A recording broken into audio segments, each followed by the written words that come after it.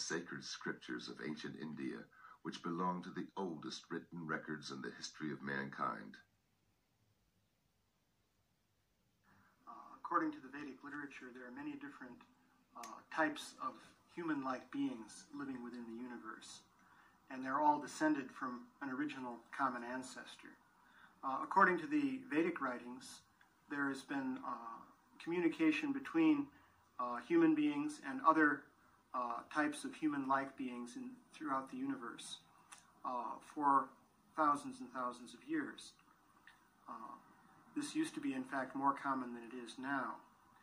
According to the Vedic literature, we're now in a period called the Kali Yuga, in which communication between humans and higher forms of life is somewhat curtailed.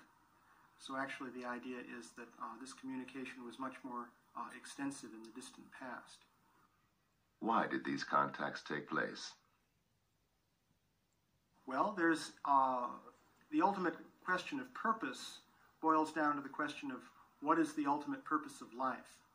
Why did this universe come into being in the first place? The basic concept that you have in the Vedic literature, starting in the middle basically of the explanation, is that you have living beings who have spirit souls. The soul is the essence of the being, who are in a state of ignorance. These living beings are situated in bodies made of the material elements. And because of these material bodies, they don't understand the true nature of the self. So there's an evolutionary process whereby, through experience in the material world, in different material bodies, one can gradually elevate one's consciousness. So life on Earth also is a school, so to speak, in which living beings take bodies of human form on the Earth to undergo certain experiences which in due course will elevate their consciousness. So the purpose of communication from higher beings in the universe is to aid in this process, to give people instructions which will ultimately enable them to attain to a higher platform of consciousness. So the idea is that on the Earth, people are basically living in a state of ignorance, but from time to time, beings from the higher systems within the universe will come down to the Earth and transmit spiritual knowledge to the people here on the Earth. So in this way you have different religions developing. Of course, that's a very complex process, because once knowledge is transmitted to this Earth, then people begin to do things with that knowledge.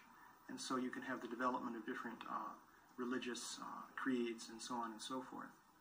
In 1950, people like George Adamski and many others have claimed to have been in contact with these alien beings and seem to have this sort of connection with them. George Adamski was, when he was younger, I believe he lost his parents or something like that, and by the age of 4 or something, I don't know, he was like, he didn't, in an interview he claimed he couldn't remember anything past, you know, before his 4th or 5th birthday or something, but remembers being taken away by somebody and then came back and he was never the same. He just couldn't remember. And he was asked this because he showed his chest, which had this strange pattern, this deep pattern on his stomach and everything else. He didn't have a navel or whatnot. So he had these markings on his body. He had this loss of memory when he was a child. He just couldn't remember. Mind you, I can't remember anything when I was young, but it kind of says that he maybe that time he's lost or he's forgotten was the time that the real connection was taken, and forever there's been, you know, I mean, Steven Spielberg made a series called Taken where they followed a family through different generations because they had stronger DNA link or something like that. So maybe it's something along these lines, But this man has had a history of filming UFOs, photographing, and people around him have bear witness to the stuff he's seen. There's also claims that he's went into space, him and other few people, that was in the documentary I watched, and they went into space and they had seen the moon, they seen the surface of the moon, and they came back and they told people about it. Which one showed smoke or vapor or something else racing from a crater. Now, to have smoke racing from a crater, you need an atmosphere, otherwise smoke cannot race.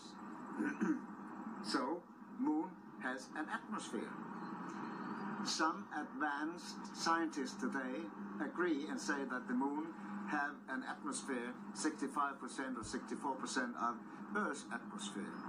Well, then it can also hold water. In one of my pictures from the moon, which I have got from NASA, you see water on the moon in an artificial water reservoir. On the next picture, which is taken by Michael Collins on his second trip around the moon, where he photographed exactly the same area, probably because he also has seen this water reservoir. The water reservoir was gone, meaning that it was camouflaged, so that we could not prove that there was any water on the moon. On another picture from the moon, we see two tunnels very clearly, not just a hole in the cliff, but a nicely square, artificial made hole into. And right in front of this tunnel, in the side, left side of the tunnel, there's a huge, thick pole or obelisk, or what you would call it, which is clearly artificial. And many, many, many other things. We see objects moving and leaving tracks behind. NASA call them stones rolling down the moon's surface, but if you look closer, investigate the picture closer, you can actually see on shadow and light that it is rolling up the moon's surface, and so on and so forth. So we know definitely that science is not telling the truth about our moon. So that the world today is actually living on one big lie about their own lives. Because the governments don't tell the truth. They know about the visiting space people. We have got a wrong story about our planets, about our moon. So our science is built on wrong teachings, and so on and so forth. But where do the space people come from? So, you've got these people now that, I mean, all this has happened before they even went to the moon. These people who have supposedly have travelled in onto the spaceships and seen the moon and gave a description and everything else and the surface and stuff. They came back with so much unexplained knowledge. Now, I myself, when people ask me, do I believe people went to the moon? And I've had a hard time fully believing it. There's a thing in the back of my mind that questions it, because, you know, there is so many questions unanswered. You know, at the time there was a space race going on, and it was very important for America to get there the first time. You had the Russian thing, and they were trying to develop something to break through this radiation barrier on the surface of the Earth, and they hadn't quite adapted it. Then, of course, you've got the American history about, you know, capturing Nazi scientists to come over here to help them with weapons or rockets or whatnot, taking these so-called scientists. So everything was a race to space, and then all of a sudden, I mean, I've even seen the hidden figures with the black women and whatnot helping with the calculations of the Earth landing. I've seen all of that stuff. I've seen President Obama even shaking the hands with them and says, if it wasn't for them. I've seen, okay, I've looked on both sides, but it still doesn't stop me questioning the moon landing. first time.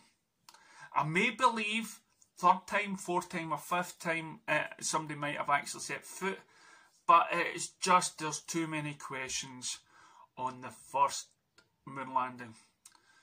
So could it be possible that scientists have been lying to us, or are they just basing it on fact given to them by other means, given to them by whatever has been brought down from, say, NASA or something? It's unknown, but you keep an open mind. I've often wondered as well, when we look at governments and we think, well, does the president get informed by does the president get informed straight away when they sign the whatever they need to sign? They get to find out about Area 41 and 51 or whatever, and they get told all the secrets. And I've always talked about the government inside the government and that they don't get told. And we've often seen chat show people talking to ex-presidents about it, and they're not coming forward with any information and stuff like that. Then you've heard people that were working right beside Barack Obama, and his main regret is UFO, and now he's on this sort of committee about going to war with these alien spacecrafts that's flying over, that's somehow not threatened us in the millennium years. And and the fact that there's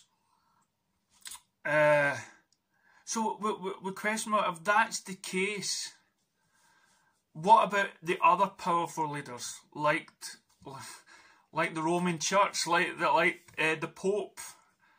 Right? Because they seem to be, into, the religion and God and going by the books. Now, as I've said in other videos, there is causing concern where maybe the religious people in the past were taking notes, and I've heard this in so many other documentaries, that aliens, there's a good source of information there that, and even in the Indian gods and stuff like that, that people have came down earlier in the past and communicated more with us. But just now we wouldn't call them gods, we would call them aliens, but back then things that flew across the sky thought of as gods. So why? And they talk about weapons of mass destruction and some of the Indian lore, and then there talks about, well, they gave us some sort of guidebook, which again I've always said is misquoted, because especially if if these were meant to be responsible for our upbringing or the way we were created or anything else like that, then they would understand the way the body works and how some people could be gay, transgender, put into the wrong body and everything else. So, but in the Bible it says, oh no, that's wrong. That's wrong. So it's always been a question as, where did the guidebook come from? Where did these so-called holy books from all around the world come from? And of course all the religious people say, because it's God, it's not from aliens, it's not from this or that. Well, among it was what looked like a little gold coin. And he just casually said, that's a bit of gold no one's ever going to get off me. I said, why, it's very nice. He said, look at it. It was a little medal of Pope John, who at that time was dying, John the 23rd. And he said, I saw him in Rome. He gave me this. I said, George, please. Nobody sees the Pope. He's dying. Tell me you've bicycled round the rings of Saturn. I'll probably believe you. But I don't think you saw the Pope. He said, well, I did. And he gave me this. And I gave him a sealed packet from the space people. He sat up in bed And I gave him this package. He said, "Oh, that's what I've been waiting and praying for." I said, "What was in the package?" He said, "I don't know. The space people gave it to me. It was sealed. I wasn't going to ask questions." But he said, "That man isn't going to die. He looks so fit and well." And then the next day, I think it was a Sunday, the news came, a Pope was dead. And George said, "The bastards, they've murdered him." Well, they hadn't, because this is another interesting bit of evidence. Years later, a Pope's doctor told the story of Pope John's last days, how he had this form of cancer where in the last few days you have a false reprieve. And you suddenly look very young and well, and you feel marvellous, and then, boom. Well, that's when George saw him. But nobody knew that for many years. So then I said to Lou Zinstag, who was going, "Tell me, Lou, what really happened?" He didn't see Pope John. She said, "Well, all I know is we went to the Vatican, we went to the St. Peter's Square at George's insistence, and he suddenly pointed, said, 'That's my man.'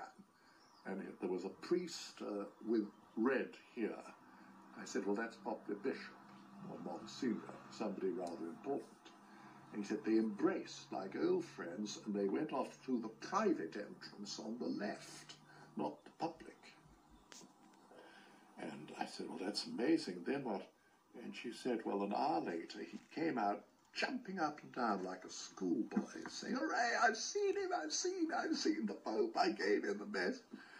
And Zeus said, 'If that man was an actor, he's the best actor I've ever seen. I've never Be to go too far to tell details about it, but he left Earth for some days for another planet. I was informed beforehand that he would leave the planet, and he called me right away after he came back and told me that he had to go to Washington on his arrival because he had a message to the president.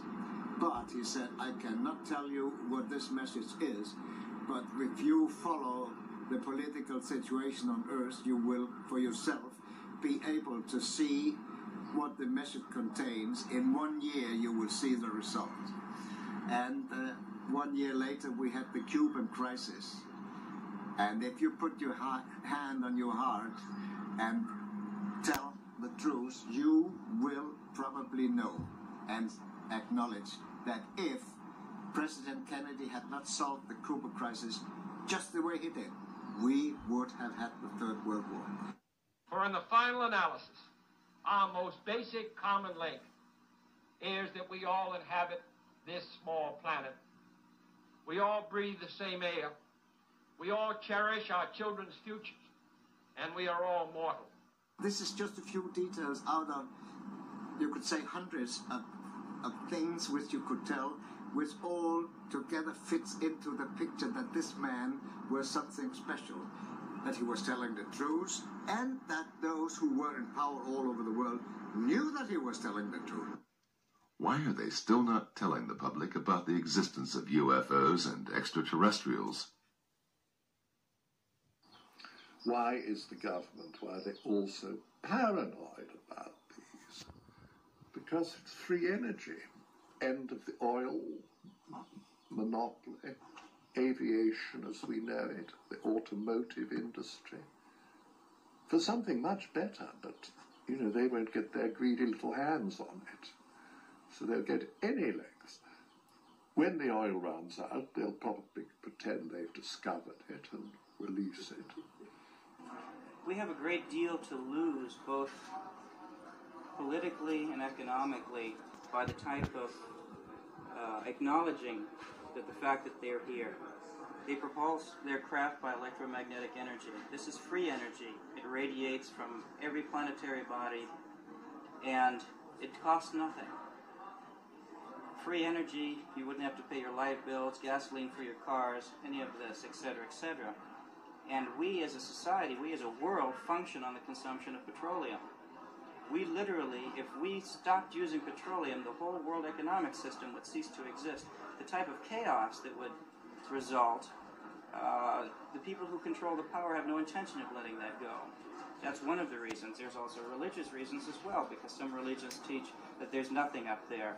And when they have to start acknowledging the fact that life is a universal manifestation, then we have to rethink some of the statements we have. And we're very rigid in our minds. We don't want to acknowledge anything different or change. I think you can see that in the political climate here in the United States today. I've always loved John F. Kennedy. I found his approach to life brilliant, fascinating, and he's one of my favourite people in the past. He's one of my favourite